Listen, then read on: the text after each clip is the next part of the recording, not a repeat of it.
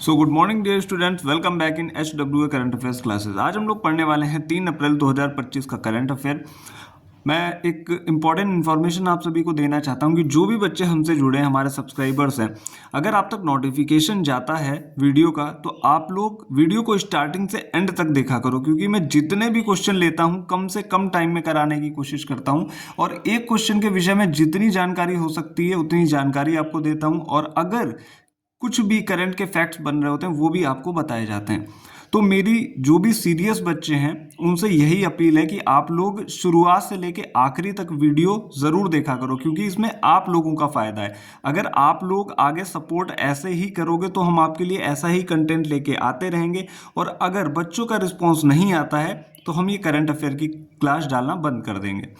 तो चलिए शुरू करते हैं हम अपनी आज की करंट अफेयर की क्लास। पहला क्वेश्चन आपके सामने है, किस राज्य के कुंभकोणम पान के पत्ते तथा थोवलाई फूल माला को जीआई टैग मिला? तो अभी तमिलनाडु का कुंभकोणम पान और जो थोवलाई फूल है इसको जीआई टैग मिला। बात कर लेते हैं, तमिलनाडु में तंजावुर पड़ता है, तो तंजावुर का कुंभकोणम पान और तमिलनाडु में ही कन्याकुमारी पड़ता है, तो कन्याकुमारी के थोवलाई फूल माला को जीआई टैग दिया गया। अब तमिलनाडु के पास टोटल जीआई टैग हो गए हैं 62। जीआई टैग की बात कर लेते हैं, इसके विषय में जानना बहुत ज़रूरी है। जीआई की फुल फॉर्म क्या होती है? Geographical indication. एक्ट कौन सा था? 1999 का एक्ट था। और लागू कब किया गया था? इसे 2003 में लागू किया गया था। अब क्वेश्चन ऐसे भी आ सकता है कि सबसे पहला जीआई टैग किसे दिया गया? तो जो दार्जिलिंग टी है, दार्जिलिंग चाय वेस्ट बंगाल की, इसको सबसे पहला जीआई टैग दिया गया था। बात हुई है तमिलनाडु की, तो तमिलनाडु से रिलेटेड भी हम जान लेते हैं स्टैटिक। तमिलनाडु की कैपिटल हो जाती है चेन्नई। यहाँ के जो वर्तमान चीफ मिनिस्टर हैं वो हैं MK स्टालिन और गवर्नर हैं RN रवि। तो ये था हमारा पहला क्वेश्चन। चलते हैं नेक्स्ट क्वेश्चन पे। अब हम बात कर लेते हैं क्वेश्चन नंबर सेकंड की। सेकंड क्वेश्चन क्या है? वंदना कटारिया ने हाल ही में संन्यास ले लिया है, इनका संबंध किस खेल से है? तो इनका संबंध है हॉकी खेल से। और इन्होंने अभी तक सबसे ज़्यादा मैच खेले हैं, यानी कि सबसे ज़्यादा मैच खेलने वाली भारतीय महिला खिलाड़ी बन गई हैं। टोटल मैच इन्होंने खेले थे 320 और कुल अंतर्राष्ट्रीय गोल किए हैं 158। और इनको पद्मश्री अवार्ड मिला था 2022 में, अर्जुन अवार्ड मिला था 2021 में। अब हम बात कर लेते हैं क्वेश्चन नंबर थर्ड की। हाल ही में किसे उगादी पुरस्कार से सम्मानित किया गया है? तो ये मिला है मायना स्वामी को। ये एक प्रसिद्ध इतिहासकार हैं और आंध्र प्रदेश सरकार ने यह पुरस्कार देने की इनको घोषणा की है। तो ये था हमारा थर्ड क्वेश्चन। अब हम चलते हैं नेक्स्ट पेज पे, क्वेश्चन नंबर फोर्थ पे। तो जैसा कि अभी हमने पुरस्कार से रिलेटेड क्वेश्चन पढ़ा था, उगादी पुरस्कार, वैसे ही कुछ इंपॉर्टेंट करंट के जो प्राइज हैं, जो पुरस्कार हैं वो दिए गए थे। जैसे कि पद्म पाणी लाइफ टाइम अचीवमेंट पुरस्कार साईं परांजपे को मिला था। मेजर ध्यानचंद खेल रत्न पुरस्कार 4 लोगों को दिया गया, मनु भाकर, डी गुकेश, हरमनप्रीत सिंह और प्रवीण कुमार। ये 4 प्लेयर्स से याद रखिएगा, एग्जाम में क्वेश्चंस आ रहे हैं। 59th ज्ञानपीठ पुरस्कार अभी किसे दिया गया? विनोद कुमार शुक्ल को दिया गया, जो कि छत्तीसगढ़ के एक लेखक हैं, राइटर है। संगीत कलानिधि पुरस्कार RK श्रीराम कुमार को दिया गया, जो कि एक वायलिन वादक हैं। नृत्य कलानिधि पुरस्कार उर्मिला सत्यनारायण जी को मिला, जो कि भरतनाट्यम से रिलेटेड है। अब हम बात करने वाले हैं अगले क्वेश्चन की। तो चलिए बात कर लेते हैं क्वेश्चन नंबर फोर्थ की। RBI का डिप्टी गवर्नर अभी किसे नियुक्त किया गया? तो ये बनी है पूनम गुप्ता जी। बात कर लेते हैं कि टोटल डिप्टी गवर्नर्स इन RBI कितने होते हैं, मतलब RBI में टोटल डिप्टी गवर्नर्स कितने होते हैं?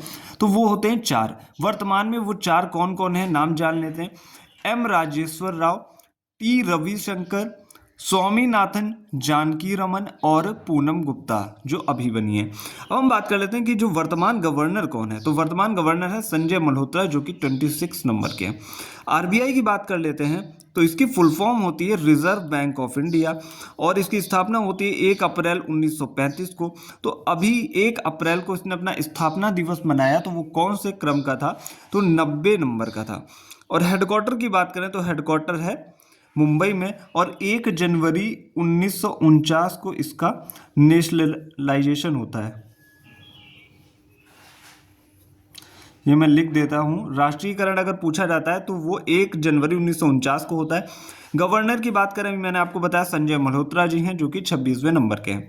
बात करते हैं क्वेश्चन नंबर 5 की।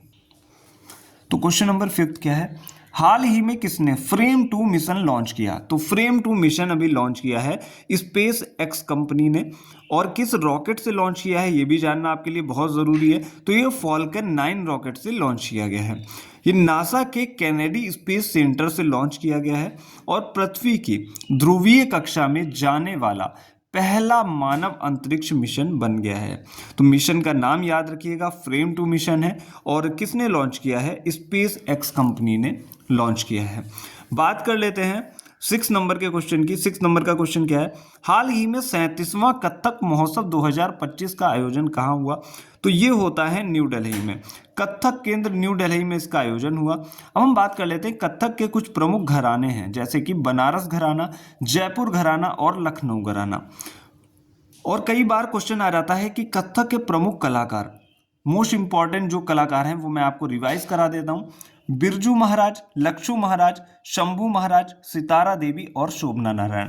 तो यहाँ पे आप देख पा रहे होंगे हर क्वेश्चन के साथ में मैं कुछ ना कुछ स्टैटिक आपको बता रहा हूँ जो एग्जाम के पॉइंट ऑफ व्यू से मोस्ट इंपॉर्टेंट होता है। तो आप लोग ज़्यादा से ज़्यादा अपने फ्रेंड के साथ भी ये चीज़ें शेयर किया करो। चलते हैं नेक्स्ट पेज पे, क्वेश्चन नंबर 7 पे। क्वेश्चन नंबर 7 की बात कर लेते हैं, हाल ही में जल संरक्षण हेतु भागीरथ ऐप किसने लॉन्च किया? तो ये लॉन्च किया है उत्तराखंड राज्य ने, जो कि जल स्रोतों के संरक्षण हेतु लॉन्च किया गया है। बात करते हैं उत्तराखंड की, तो यहाँ की कैपिटल हो जाती है देहरादून। वर्तमान में चीफ मिनिस्टर हैं पुष्कर सिंह धामी, गवर्नर हैं गुरमीत सिंह। और उत्तराखंड के कुछ इंपॉर्टेंट जो फेस्टिवल्स हैं उनको जान लेते हैं। फूलदेई महोत्सव, हरेला महोत्सव और अंडूरी मक्खन महोत्सव, ये इंपॉर्टेंट है, ये कई बार एग्जाम में पूछे जा चुके हैं। अब हम बात करते हैं क्वेश्चन नंबर 8 की। क्वेश्चन नंबर 8 क्या है, हाल ही में केंद्र सरकार ने भारत को कब तक नक्सल मुक्त बनाने की घोषणा की है? तो अभी केंद्र सरकार ने भारत को मार्च 2026 तक नक्सल मुक्त बनाने की घोषणा की है। अब इसी के साथ भारत सरकार ने कई घोषणाएं कर रखी हैं, जैसे कि टीबी उन्मूलन के लिए कि टीबी को जड़ से खत्म करने का लक्ष्य कब तक रखा गया था? 2025 तक। मलेरिया को खत्म करने का लक्ष्य कब तक रखा भारत सरकार ने? 2030 तक। नेट कार्बन जीरो इमिशन यानी कि कार्बन का जीरो उत्सर्जन, ये लक्ष्य कब तक रखा है? 2070 तक। और भारत को ऊर्जा स्वतंत्र बनाने के लिए लक्ष्य रखा गया है 2047 तक। ये था 8वां क्वेश्चन। चलते हैं नेक्स्ट क्वेश्चन की तरफ। तो 9th क्वेश्चन की बात कर लेते हैं, हाल ही में IIM अहमदाबाद ने अपना पहला अंतर्राष्ट्रीय परिसर कहाँ शुरू करने की घोषणा की है? तो अभी IIM अहमदाबाद ने अपना पहला अंतर्राष्ट्रीय परिसर दुबई में खोलने की घोषणा की है। प्रथम IIT जिसने भारत के बाहर अपना पहला कैंपस स्थापित किया, तो ये IIT मद्रास ने ही किया है, जो कि तंजानिया में है। ये आप लोग ये वाला पॉइंट जरूर याद रखिएगा। बात कर लेते हैं 10वें क्वेश्चन की। 10वां क्वेश्चन क्या है, अंतर्राष्ट्रीय योग दिवस की थीम क्या है? तो इस बार जो योग दिवस है, आप सभी को पता होगा कि योग दिवस हमेशा 21 जून को मनाया जाता है। अंतर्राष्ट्रीय योग दिवस 21 जून को मनाया जाता है। तो इस बार की थीम क्या है? एक पृथ्वी एक स्वास्थ्य हेतु योग। ये आप लोग याद रखिएगा। पहले ही प्रधानमंत्री नरेंद्र मोदी जी ने मन की बात कार्यक्रम में इसको बता दिया है।